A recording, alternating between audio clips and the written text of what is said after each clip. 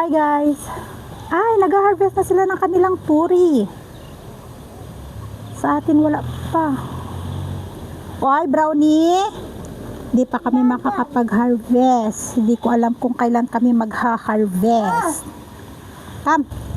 Let's go. Pupunta ka. Yes, tractor. Pupunta nga kami dun sa may likodan nila ama. Maghahanap nga kami ng pang-ulam. Meron sila dun mga beans. Come. Here. Ay, wala na. Na-harvest na yata nila lahat. Ayun, si ama. Ay, oh.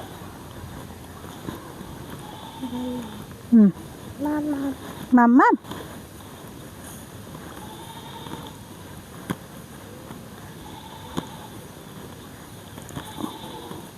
Tingnan natin kung anong meron ma-harvest dito na ulam. Ogo. Prepare nila yung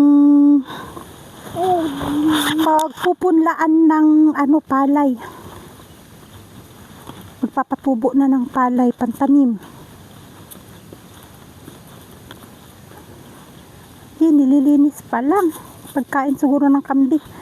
Na-harvest na nila lahat. Ayan oh. Pitsuelas. Slowly ha. Oops.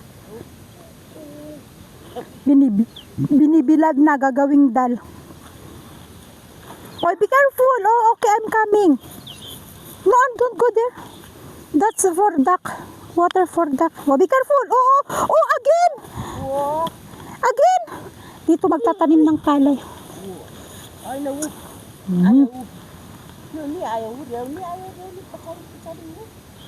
Nililinis.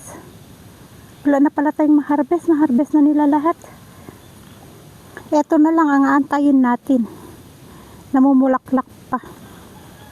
Wala pang bunga. Danan at danan.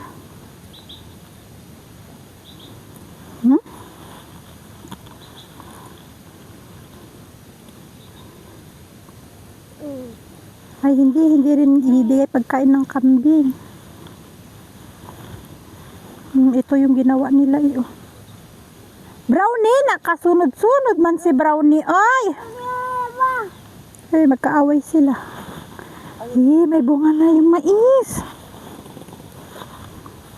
Come. Slowly ha. Ay, may bunga na ang mais. Makay. Red na red yung bulaklak ay. Ay yung ito. Yung buhok, red na red. Come!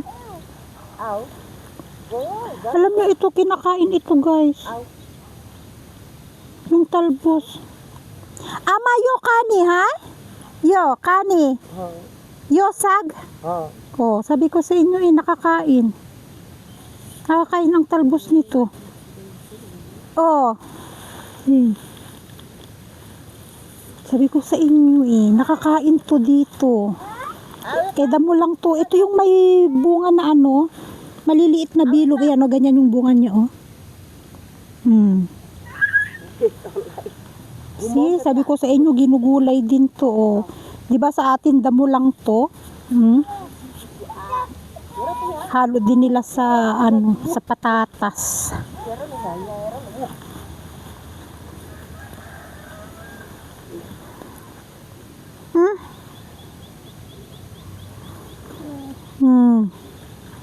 Oh, you remove remove the grass. Oo. Oh, remove grass.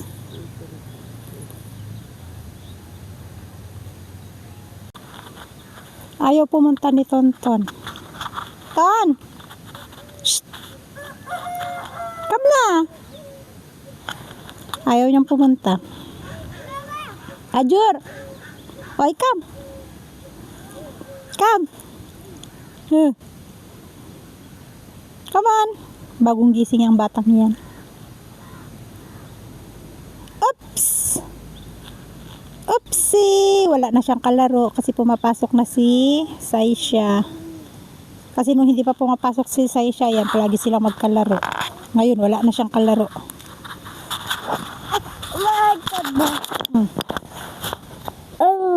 Go. Be careful, ha? Careful.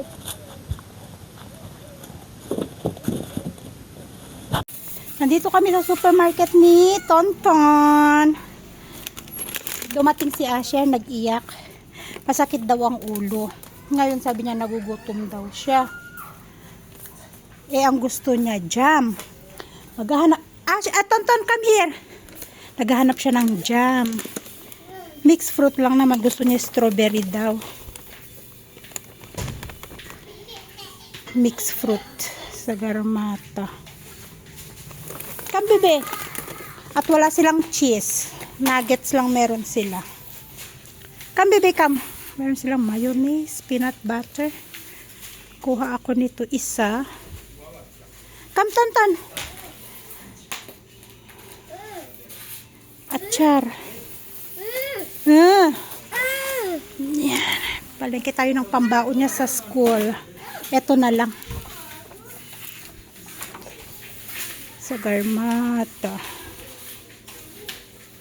Manufacture April 24.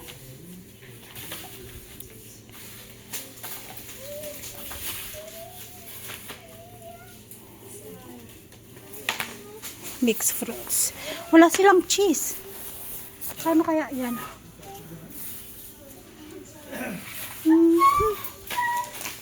Come. Ito ba yung Maida? Come, Tonton. Ito ba yung Maida? Oo yata. Ito. Ito yung wheat flour. Ito yung ato pang chapati. Ito yun. Para sa puto. Yan. No, anak ko, no. No. Corn flour yan, corn flour. Meron din silang corn flour.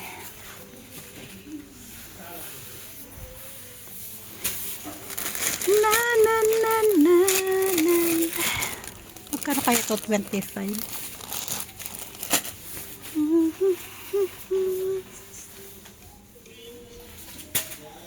Para sa pasta.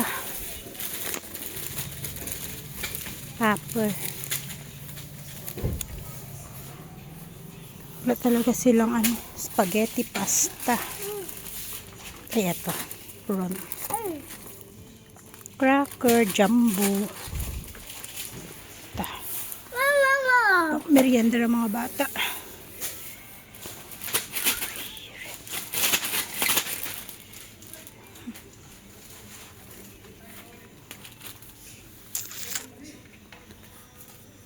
Yan lang naman ang sadya namin dito. Wala silang cheese. Yun lang, walang cheese. At meron silang Knorr chicken. Magkano kaya ito? Makabili na nga ng stock sa bahay. Ano pa, anak ko? Ano pa bilhin natin?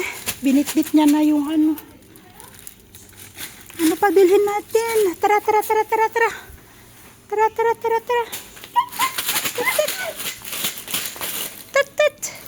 Wala na. Balik na lang, malapit naman. Pag may kailangan ulit, eto. Gusto to ng mga bata. Yan, dalawa lang. Okay, let's go. So, ayun guys. Nakapagpahinga na si Asher. Kasi pinagpahinga ko lang siya at pinakain ng konti. Ngayon, nagagawa na kami ng kanyang homework. So, nakatapos na siya sa Nepali. Tapos, This is Serofero. Serofero naman ngayon. At kanina, nagbasa lang siya ng... Serofero. Nagbasa lang siya kanina ng science. Kasi yun lang yung homework niya sa science. May surprise exam sila sa science. At yun nga, naka-perfect siya. Ngayon, pinapabasa lang ng teacher sa was bahay. perfect. 12 out of 12. 12 out of 12. Naka-perfect siya. At yung exam niya kahapon sa Serofero, 6/8. Sa Serofero. Kasi hindi niya nasagutan Two yung... mistake. 2 days not 2. Yeah? Kasi nakalagay dun sa Nepali, bakit daw kailangan mag-wear ng clothes? Hindi niya yun nasagutan. Pero yung mga iba, alam naman niya, nasagutan niya yung iba. Yun lang talaga, hindi niya nasagutan. Tapos, pina-homework ng teacher. Bakit? Dahil hindi niya nasagutan, siguro ganun talaga sa school. Dahil hindi nila nasagutan, pinapa-homework ng teacher kung ano yung sagot yung question na bakit kailangan magsuot ng damit. So, homework time na. At, ayun, ano na rin dito, mag alas 5 na din yata. So, yun lang yung nangyari ngayong araw na to, guys. There's nothing special as usual.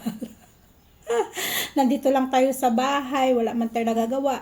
Ulit-ulit lang ginagawa natin, linis, luto, alaga ng bata, laba. Unless talaga pag nakakalabas kami, ayun. Pero kapag ordinary na araw, wala, nandito lang talaga sa bahay. Tapos yun pa, nakikipaglaban sa sakit ng ulo, nakikipaglaban sa hilo. Ay, nako. Matanda na, marami ng mga sakit-sakit. So, yun lang for today. Thank you again for watching, everyone, and see you in our next vlog. Bye, and God bless us all. Oh, bye-bye na. Like and subscribe. Sulat niya sa Nepali.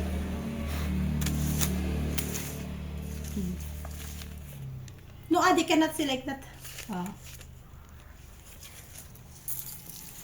Write properly.